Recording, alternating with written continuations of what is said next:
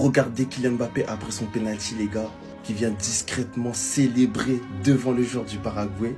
Et le joueur du Paraguay, si on lit sur ses lèvres, j'en suis sûr qu'il est en train d'insulter sa grand-mère en espagnol. Hein. Mais Mbappé, il s'en fout. Ça rentre là, ça sort de l'autre côté. Parce qu'il fait ça pour son pays. Quand il est dans celle-là, il faut juste applaudir, les gars. En plus, il chambre le gardien. Il se fout littéralement de sa gueule. Aujourd'hui, comme il l'a dit, l'équipe de France est capable de mettre les mains dans la merde, de se salir les mains. Ils veulent jouer sale, on peut jouer sale. Parce qu'ils voient des joueurs élégants comme Olysée, comme Rabiot. Ils se disent que on va jouer en smoking tout le temps. Non. Et les gars, moi, ce que j'ai adoré chez Kylian Mbappé, c'est son attitude, les gars. Ils se foutaient de leur gueule littéralement, alors que j'en suis sûr que ça a dû l'insulter de tous les noms. Carrément, j'en suis sûr qu'il attendait juste qu'on lui dise un truc raciste. Je pense que c'est sa seule limite. De toute façon, les gars, on parle de Kylian Mbappé, les gars.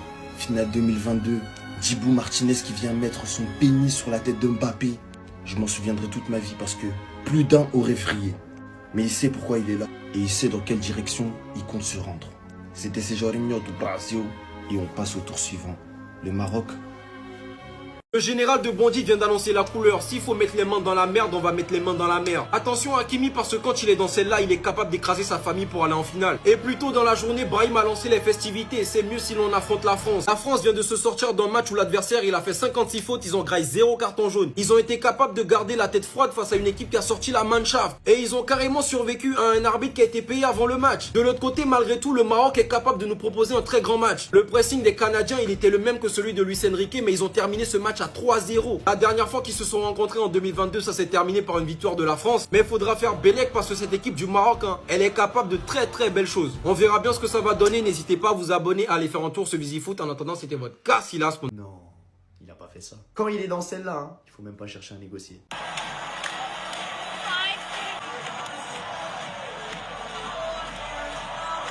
Quand il est dans son RP Rage Bait, tu sais déjà que c'est la fin pour l'adversaire.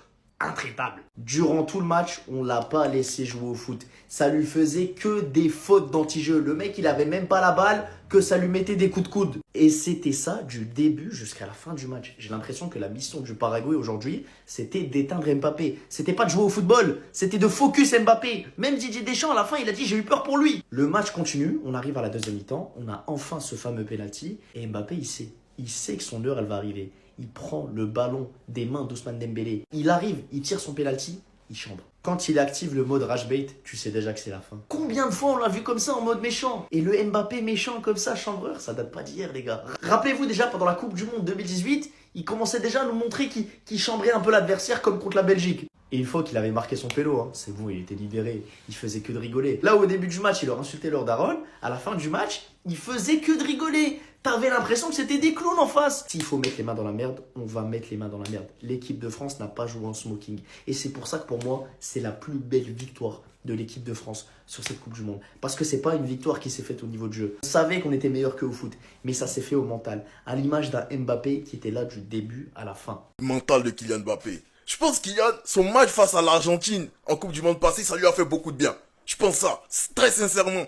Parce que tu mets n'importe qui à sa place ce soir. N'importe quel grand joueur, même un joueur de haut niveau, je sais pas. Les gars, il y a de fortes chances qu'il craque pendant ce match-là. Parce que le mec, il s'est fait taper pendant tout ce match. Je suis pas en train de vous dire qu'il a fait le meilleur match de sa vie ou le meilleur match de sa carrière. Je suis en train de vous dire que pour ne pas se laisser atteindre, pour ne pas qu'on te touche là, les gars, le mental qu'il faut avoir, ça c'est un mental en acier. Et même le péno, avec tout ce qu'ils ont fait avant, ils sont venus embrouiller Dembouz qui avait la balle, ils sont venus l'embrouiller, ils ont essayé même de faire un tour sur le point de pénalty. Tout ce qui s'est passé dans ce match-là, même le péno, ils pouvaient le jeter. Ils pouvaient le jeter. Tu prends un Michael Olise par exemple, le joueur qui évolue au Bayern Munich, pétri de talent, j'ai plus besoin de vous rappeler qui est Michael Olise. Mais aujourd'hui, dans son jeu, tu sentais qu'il était agacé. Tu sentais qu'il était agacé. Et puis, à un moment, je pense qu'il en avait marre en fait. Je pense qu'il a pris un jaune, il a poussé ou bien il a tiré le maillot d'un gars, je sais plus. Et ce qu'il y en a, déjà qu'il est la cible pour toutes ces équipes, avec les critiques qu'il reçoit à longueur de journée, les gars, respectez Kylian et son mental, s'il vous plaît. Osez me dire que ce mec n'a pas le plus grand mental de la génération actuelle au football. En fait, après cette action, il pensait qu'il était le personnage principal. Il pensait qu'il avait d'être ça. Regardez le sourire de Dembélé. J'ai envie de dire, mais il est con ou quoi, lui? Est-ce qu'il sait qui s'apprête à tirer le penalty? Parce que oui, ils ont tout fait pour que Mbappé rate son penalty. Regardez, ils ont fait toutes les stratagèmes possibles à lui faire perdre du temps. Et au final, Mbappé a quand même tapé la célébration. Il était ciblé pendant tout le match, des tacles, tout ce que vous voulez. Parce que dans ce match-là, le mental dont a fait preuve Mbappé, c'est à montrer dans toutes les écoles de football. Parce que parfois, il faut avoir un mental à toute épreuve. Et là, il l'a eu. Il s'est fait balloter, tirer le maillot, pincer, on l'a insulté. Et ça se trouve même qu'il y a eu peut-être des débordements racistes. On ne sait pas, je ne vais pas inventer si j'ai pas de preuves. Mais ils ont tellement tout fait pour sortir son match, ça ne m'étonnerait pas. Mais voilà comment Mbappé souriait. Le mental de Kylian Mbappé, c'est trop. Et quand il s'est présenté face au but, c'était totalement logique qu'il marque son penalty. Et ensuite, il a fait que de sourire. Et ce que j'ai kiffé par-dessus tout, c'est sa célébration. Un Paraguayen, alors qu'il lui tendait la main, il est parti célébrer devant lui en lui mettant un vent. Voilà ce qu'on récolte. Quand on ne veut pas jouer au football, aucun respect. C'est clairement la plus belle image du match. Kylian qui se moque de Galarza, le numéro 23 là.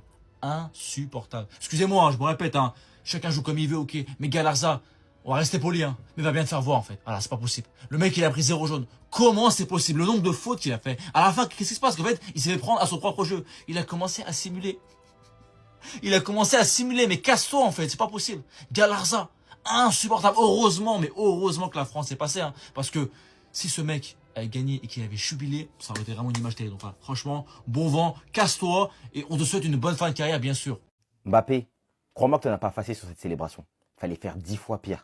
Parce que moi, ce que j'aurais fait à ta place, après un tel match, l'arbitre m'aurait donné 10 matchs d'expulsion sur cette célébration. Tellement j'allais abuser. Parce que ce que les Paraguayens nous ont fait ce soir, waouh!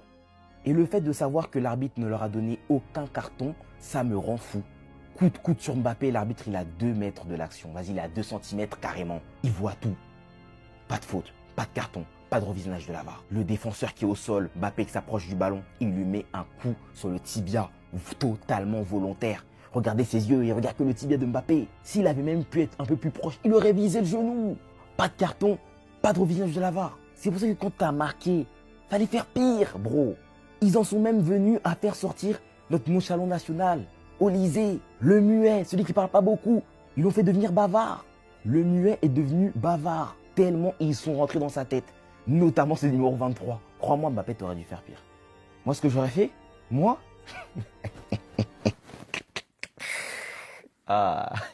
l'arbitre, il m'aurait mis un rouge direct. Le Kicks, quand il est dans celle-là, je pense que même ses haters, ils peuvent pas le détester. Il y en a, ils peuvent plus faire semblant. C'est pas possible. À ce moment précis, quand le Kicks est parti chambrer, et quand tout au long du match, il a chambré cette équipe du Paraguay, en fait, quand il est comme ça, les gars, c'est le meilleur joueur du siècle. C'est le meilleur joueur de l'histoire, en fait. Tu peux pas le détester, ce gars. Tu peux pas le détester. Même le penalty, la célébration, tout. Il y avait tout, en fait, tout. À la fin, le gardien qui veut serrer la main, il s'en fout, il chambre. Quand t'es comme ça, t'es le meilleur joueur de l'histoire. T'es le meilleur joueur du siècle, en fait. Là, à ce moment-là, les gars, les émotions que j'ai ressenties, mais c'était de l'amour. Je suis désolé, c'était de l'amour pur. Je n'ai jamais aimé autant quelqu'un de ma vie sur quelques secondes. À ce moment précis, le Kicks, il est tout en haut. Dans mon cœur, il était tout en haut, genre. Devant tout le monde. Franchement, Kicks, ça, c'est un capi. Ça, c'est le capi des capis, Ça, c'est un capi qui va ramener la Coupe du Monde. Je le sais, c'est obligatoire. Merci le Kicks. Étape 5 validée. 19e but en Coupe du Monde. 7 buts dans cette Coupe du Monde 2026. Meilleur buteur de la Coupe du Monde. 19 buts, Messi, on arrive. But sur penalty, ouais peut-être, mais contre le Paraguay, une équipe qui n'a pas envie de jouer au foot.